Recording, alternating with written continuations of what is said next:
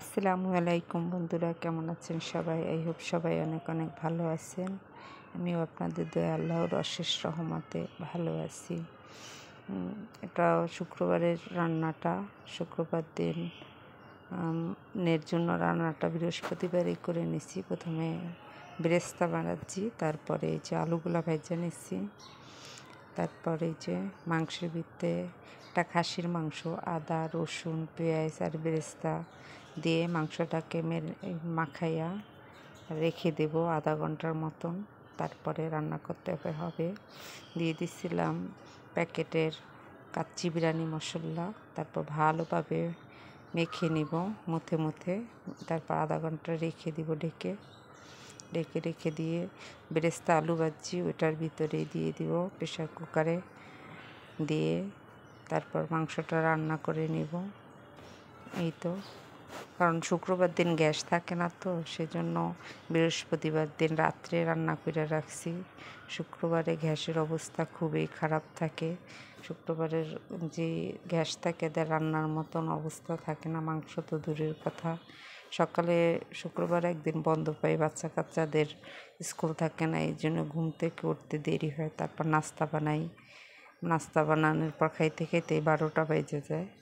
খাওয়ার পরে এই যে কাটা বাছা ধোয়া মোছা করতে তো 12টা বেজে যায়, এতক্ষণে গ্যাস চলে যায়।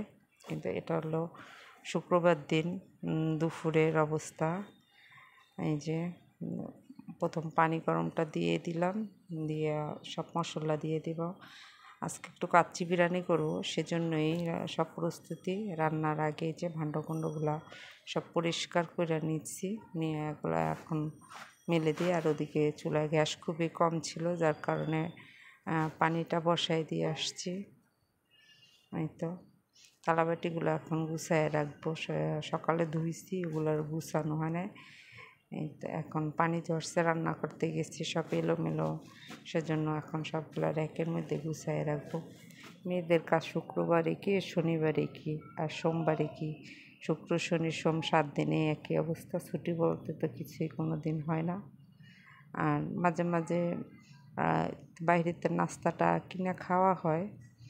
আজকে কিনা খাওয়া নেই, আজকে বানাইছিলাম এই সকালে, ওই জন্য আর ওটা তো আর দেখাই না। এই তো সব থালাবাটিগুলো র্যাকের মধ্যে পানি ঝরায় রাখছি। পানি ঝরায় না রাখলে পরে আর প্লেট রাখার ওই জায়গায় এখন আমি ফ্রিজ রাখি, কারণ এটাই আমার প্লেটগুলো স্টিলের বড় বড়, এই জন্য হয় না। আর পানি ভালো করে ঝরে নেয়, কারণ অনেক রান্না করবো, আবার তেল ছিটে যাইবে, এই জন্যই সরাই রাখছি সবগুলো। এই যে রাখা হয়ে গেছে এই তো পানিটাও বলে চলে আসছে। চালটা ধুয়ে তারপর রাখছিলাম পানিতে ভিজে আধা ঘন্টা। আর কাচ্চি বিরিয়ানির সাথে যে মশলাটা ছিল ওটাই দিয়ে দিছি। ভাতটা রান্নার সময় একটু লবণ আর আমি একটু তেল দিয়ে দিছি, যে ভাতটা ঝরঝরা হয়। দেখলাম কতটুকু সিদ্ধ হয়ে গেছে আর মাংসটা যে কালকে রান্না করছি ওইটাই গরম করে দিয়ে দিছি। দিয়ে এই যে এখন মাংসটা ঢেলে দিলাম, আগে একটু ঘি দিয়ে দিচ্ছি, তারপরে কিশমিশ আর এই আলু ভাজাগুলা দিয়ে দিলাম, আর সাথে আলু বোখারাও দিয়ে দিলাম। দিয়ে আর আমার এই ননস্টিকের পাতিলটার ঢাকনাটা ফেটে ভেঙে গেছে। আর রোজার ঈদের সময় কাবাব বানাইছিলাম, আর এই যে 6 পিস ছিল, ওইটাই এখন দুপুরে নামাজ পড়ে শুক্রবার দিন চলে আসছে, ওইটাই এখন আমরা সবাই খেতে বসবো।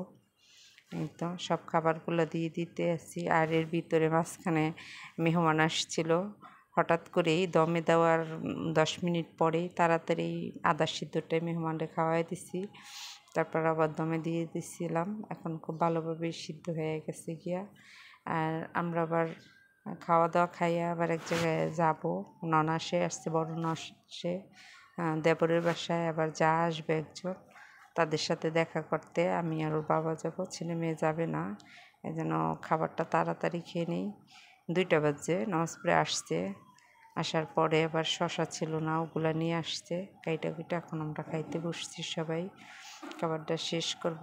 বন্ধুরা ভালো লাগলে একটা লাইক দিবেন, আর যদি কোনো জায়গায় একটু বেশি ভালো লাগে তাহলে প্লিজ চ্যানেলটাকে সাবস্ক্রাইব করবেন এবং ফেসবুক থেকে যারা দেখবেন চ্যানেলটাকে ফলো করে রাখবেন। আজকের ভিডিওতে তেমন কিছু না, ছোট। আর এই তো কোকগুলা ডাইলা নিতে আসি। ওর বাবা আর ছেলে মেয়ে ওরা কোক খাবে, আমি আবার এগুলো খাই না। আমার এটা জিরা পানিটা আমার খুব পছন্দ, এই জন্য আমি আবার জিরা পানি নিয়ে নিই। একটু ঢালার পর ভরে গেছে। আর এই তো পুরাটা আমি নিয়ে নিচ্ছি। নিয়ে আইতে খাবারটা এখন শুরু করব। বন্ধুরা সবাই ভালো থাকবেন, সুস্থ থাকবেন, নিরাপদ থাকবেন। নতুন কোনো ভিডিওর সাথে দেখা হবে। আজকে এই পর্যন্ত।